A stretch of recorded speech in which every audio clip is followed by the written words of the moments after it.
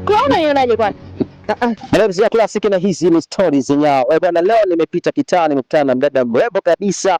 Huyu hapa kama jinsi unavyoona. Mambo poa. Uko fresh? Niko fresh kabisa. Umependeza. Asante na uzuri unachangia. Okay, bwana, mimi na swali la kizushi.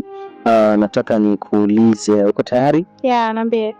Hivi kwa sasa hivi una umri gani sasa hivi hapo ulipo?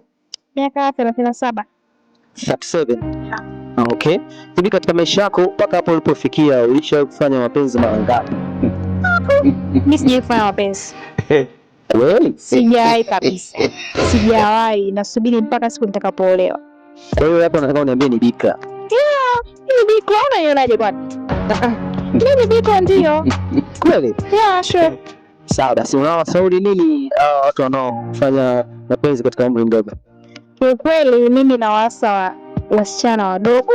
Sasa hivi unakuta watoto wadogo sana yaani wameshalibikiwa kabisa, wanachezewa. Unakuta kuchini ukija kumwangalia ni anazidi hadi wale vikongwe kabisa.